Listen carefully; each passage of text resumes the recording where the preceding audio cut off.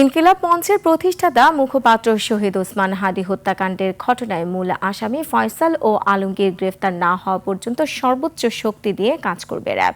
রাজধানীতে RAB media সেন্টারে সংবাদ সম্মেলনে একথা জানান সংস্থাটির মহাপরিচালক অতিরিক্ত আইজিপি AKM শহীদুর রহমান।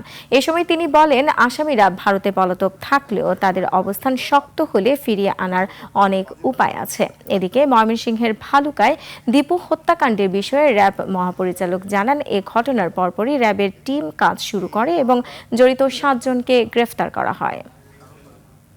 এই ঘটনার যে মূল আসামি ফয়সাল এবং আলমগীর, তাদের গ্রেপ্তার করার জন্য আমাদের প্রচেষ্টা অব্যাহত আছে এবং তারা গ্রেপ্তার না হওয়া পর্যন্ত আমরা আমাদের সর্বোচ্চ শক্তি দিয়ে কাজ করব এবং ইনশাআল্লাহ আমরা তাদের গ্রেপ্তার করতে সক্ষম হব বলে আমি আশাবাদী। কোনো আসামি যদি দেশের বাইরে পালিয়ে যায় তাকেও আনার প্রক্রিয়া আছে এবং আমাদের প্রতিবেশী দেশের সাথে আমাদের এক্সট্রাডিশন প্যাক্ট আছে কিংবা ইন্টারপোল, অনেক উপায় আছে।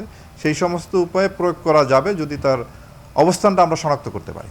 কটূক্ত করার অভিযোগে দীপু চন্দ্র দাসকে হত্যা করে এবং এই ঘটনার সংগঠনের পরপরও আমাদের টিম এটি নিয়ে কাজ করে এবং ওই ঘটনার সাথে সম্পৃক্ত 7 জন আসামিকে আমরা গ্রেপ্তার করি।